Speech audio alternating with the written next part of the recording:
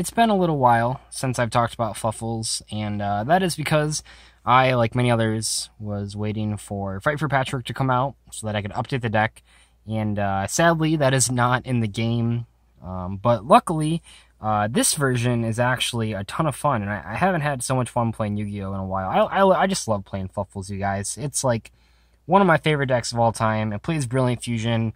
It plays cute animals. It fusion summons. What more could you want out of a deck? I don't know. Probably Fight for Patchwork. But anyway, this version of Fluffals plays True Dracos, and it's actually quite powerful. I think just in general, the metagame shifts recently have sort of helped out Fluffals. There's obviously no Lunalite combo anymore, so people aren't like drawing a million cards against you. This deck is pretty resilient to hand traps. You have a lot of ways to bait them. And not a lot of people are main decking dimensional barriers, so you're not getting your fusion summons stopped. But yeah, I like this deck a lot, and I really wanted to talk about it because God knows when we're getting Patchwork. I don't know. But if I don't want to say if Patchwork comes out before Nats that I'll play this deck at Nats, but maybe. I don't know. It's a contender for sure. It's actually good. So anyway, we'll get right into it. Sorry about the delay. We'll zoom in the camera. Because we always forget to do that. Anyway, three dog. I was playing 2 of this for a while because it's like really, really bad to draw multiples. If you don't know, all the Fluffals have hard ones return effects, so if you have multiples, they like can't do anything. But you really just want to see this in your opening hand because it's like the guy that searches everything. So as much as I had to play 3 of it, and maybe like it's worth cutting because this deck is 43 cards at the moment. This is definitely like one of the top cards that I would consider cutting to 2 to slim it down to 40. But for now, we're playing 3 of it. We're also playing 3 bear. This one you really can't cut down because it's like this one is like probably the best Fluffal monster because it gets to Vendor. Vendor's the best card in the deck, so you want to see it as soon as possible. And this adds back polymerization, so like that's pretty cool. A lot of people don't know about the effect. Also, you can crash with Bababoon, so no, that's not really relevant. But yeah, Bear's really good, Dog's really good. 3 chain. I don't know if you need to play 3 of this card when Patchwork comes out because of how tight the deck space is. Obviously, in like pure Fluffals, we would, but as far as Draco Fluffals, I'm not sure if it's necessary, but we'll never get Patchwork, so I guess we'll never have to worry about that. So yeah, Chain is like the one that you want to see in every hand when you fusion summon because it gets you to another fusion summoning card. And in this deck, it gets you to continuous spell to summon the Masterpiece with. For the 2 ofs, so we played 2 Wing, which I bounce back and forth on, but I think for now it's fine. And then 2 Penguin. Penguin isn't as important anymore because we don't have Norden, but I never played Bahamut Shark anyway because I didn't think it was very good in this deck. I thought it just took up too much extra deck space, and I also thought that it just didn't go with, like, I always think that your ideal opening with this deck is just, like, Sheep, Sabretooth, and a trap card, so that really wasn't Bahamut Shark. But anyway, with these cards, you can draw 8 cards in 2 turns, and that's pretty stupid, so I like playing 2 of each of them to kind of give yourself a snowballing effect, because when you draw 8 cards in 2 turns, it's kind of hard to lose. Not impossible to lose, it's kind of difficult. For the 1-ofs, 1 Owl, because, like, you don't really want to draw him in general, and in this deck in particular, you kind of have to play it a little differently, because a lot of times you have to be using Realm Summon for Masterpiece, so, like, Owl just doesn't come up as often. And then 1 Cat, I kind of just play this card for sentimental value, but I just like it a lot in general, because adding back polymerization is sometimes really good when you are low on resources and need that second polymerization to get you to Sabretooth and OTK your opponent. And then 1 Edgem Sabers. I don't want to talk about how much I hate this card all the time, but Sabers is really good in this deck, because, like I said, so a lot of times your normal summon has to go to Masterpiece unless you open 2 Diagram, and then you can grab Heritage. So if you don't open 2 Diagram, what you can do is you can pop Sabers to search Masterpiece, and then you can stack like a dog or something, ideally a dog, with Sabers, and then you can Vendor, discarding a random card to summon the dog. Dog searches whatever, but now you have gotten the dog search, and you haven't used a normal summon, so you can tribute the Toy Vendor and the dog for Masterpiece, get another search, and that's like pretty good, I think. So Sabers is important because it lets you set up your deck for the Toy Vendors. And obviously it's like always a thing, but the problem before was that there weren't a lot of ways to get Sabers in the grave in the first place to even do that, besides having like a second vendor or like already having polymerization. But now there's like a lot of instances where you only need 1 vendor, and then this is good. So that's my long-winded explanation why that card's good. 2 Masterpiece, You don't play the Knuckler guy. That's not even what it's called anymore. It's like Dynamite Knight, right? Yeah, I should know. I made a video on it. Anyway, 2 Masterpiece. You don't need anything else to search besides this and Heritage. You don't need 3 of it because then it brick super hard. And yeah, this card is good. You already know that probably. But this card in this deck really just makes your already annoying setups that much more annoying.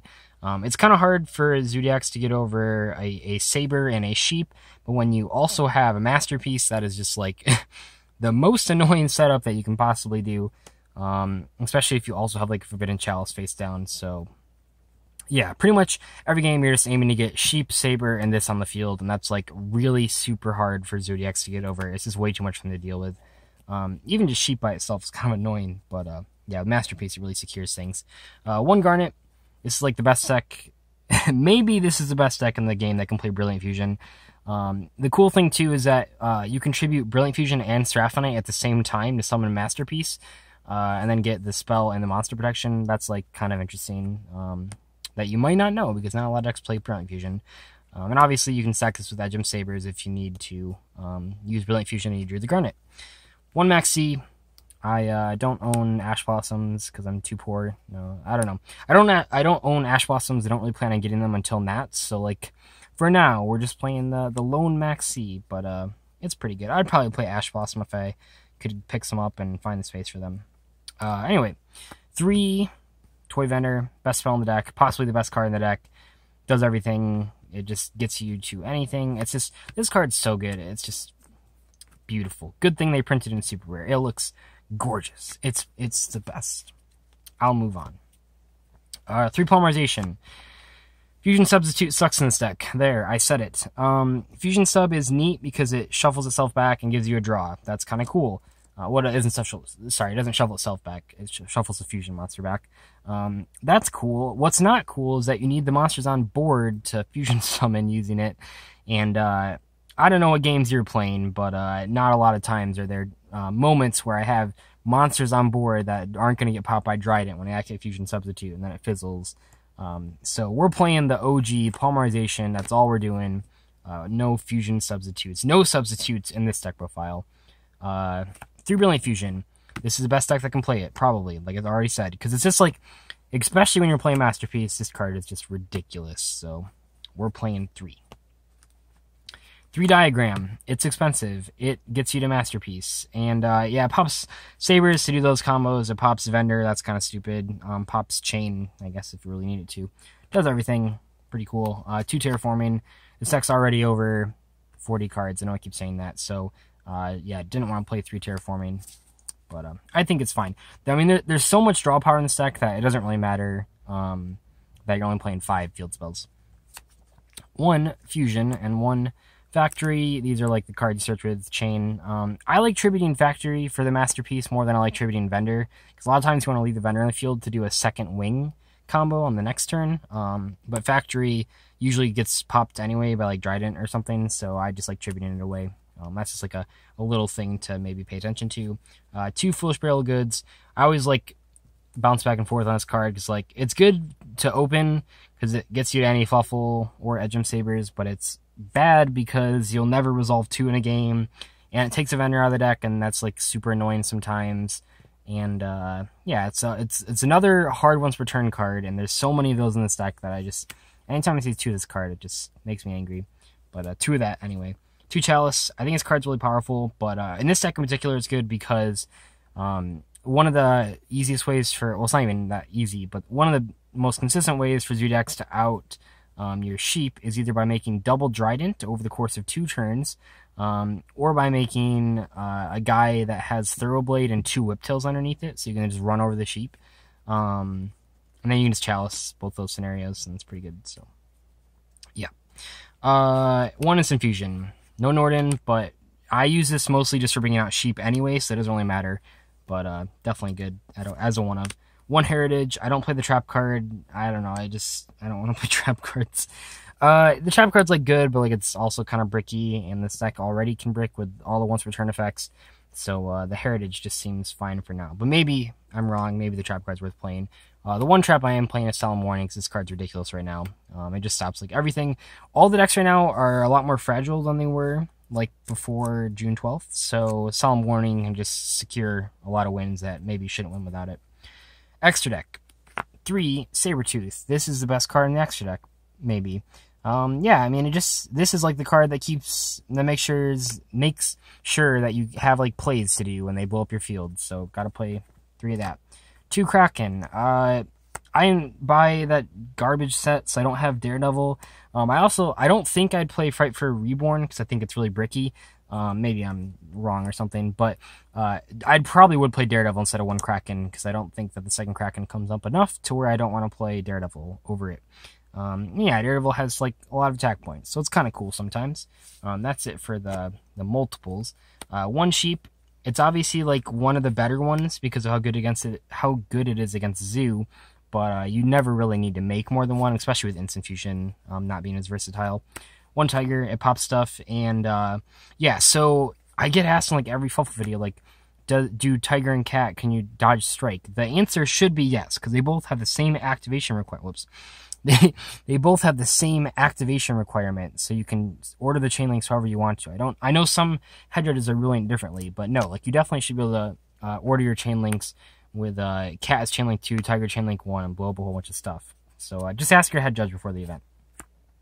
1 Wolf, you like never make it, but when you do, oh boy, they just die and they get really mad at you. Then they scoop up their cards without saying anything. You have to sign match flip by yourself. It's really awkward. 1 Seraphinite, summon it with Brilliant Fusion. And you can, people like to point out, you can summon this normally too. You can use Polymerization. If you draw Garnet, you can use Polymerization like Wing to summon this. I don't know. Don't do that. It's bad. 1 Castel. 1 Dweller, because Dinosaurs is probably the worst matchup. Emerald for recycling stuff. The Utopia guys for getting over like Masterpiece and other annoying stuff. And 1 Hope Harbinger, Dragon Titanic Galaxy. There, I said the whole name. Are you happy now?